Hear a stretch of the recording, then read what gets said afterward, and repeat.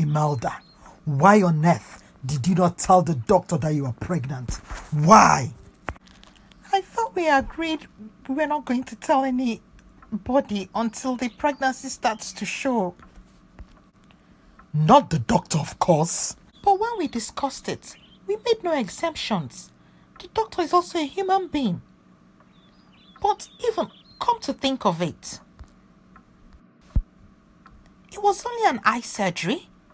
What has the eye got to do with my pregnancy? The doctor didn't even come near my tummy. He did nothing to the baby. So I don't understand, how the surgery caused this miscarriage. I don't understand as well. But, the doctor said if he knew you were pregnant, then he would have not done the surgery. I don't see how that adds up, but that's what's coming from him. I really don't know how an eye surgery can cause miscarriage. Hello. Today is a very beautiful day, and I hope you've been enjoying your week so far. I'll be talking about pregnancy and anesthesia. As you will agree with me, pregnancy brings a lot of demand with it to the human body, just as anesthesia is quite demanding as well. These demands could be in parallel or opposite directions. Now, I'll be looking at pregnancy as a three-phase concept, which is the antenatal period, the perinatal period, and the postnatal period. The perinatal period is, the period during labor and delivery, while the postnatal period is after delivery up until 6 weeks. Now, one could need anesthesia for a procedure which might be pregnancy related or non-pregnancy related in any of these phases. So let's talk about the antenatal phase. During the antenatal phase, if that procedure is not pregnancy related, then you have to consider, the importance or the urgency of that procedure. Is it life-saving? Is it critical to your health? Could it wait? The reason being that in addition to the risks of anesthesia to the mother, anesthesia also has risks to the unborn baby. It can cause preterm labor or even miscarriages depending on the gestational age of the baby. It can cause developmental delays and also developmental defects. It can also cause fetal death. Now, if the risks of not having that surgery does not outweigh the risks of, the anesthesia to the unborn baby, then hold off that procedure until the baby has been delivered. Next is the fact that anesthesia is a risk to the mother, aggravated by pregnancy. And so you don't want to put yourself under undue risks.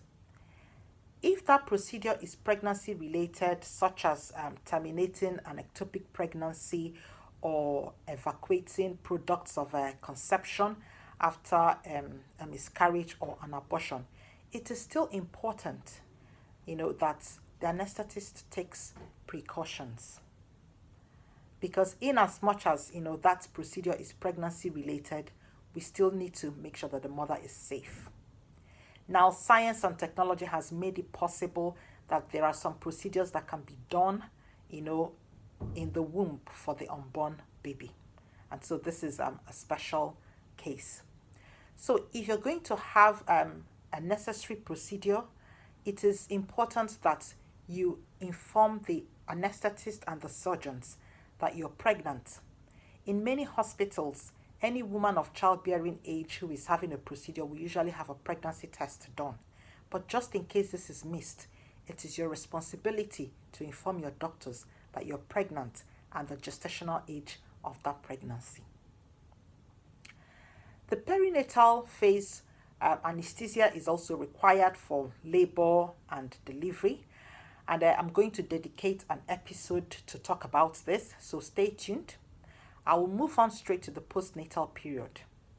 Now, in the immediate postnatal period, one could need anesthesia to deliver a retained placenta or to stitch up a cut or a tear sustained during delivery.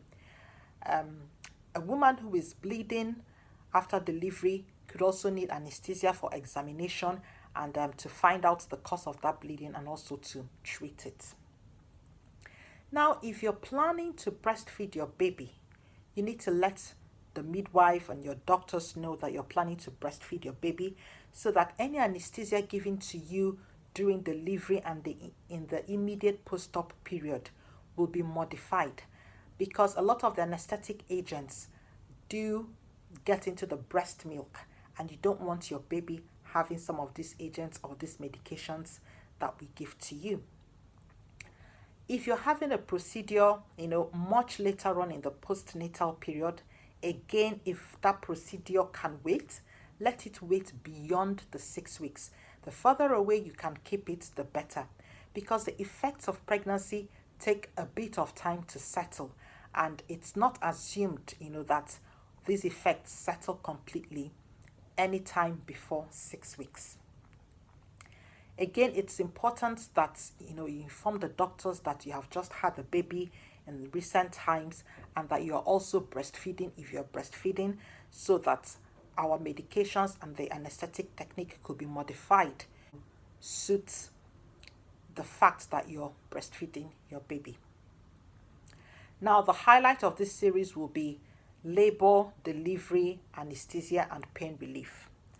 I'm going to be talking about it in the next episode, so I'll implore you to stay tuned. Please share this video, because every woman wants to have the experience of being a mother, and you don't want the anesthetic effects to blur that experience. Thank you, and hope to see you next time.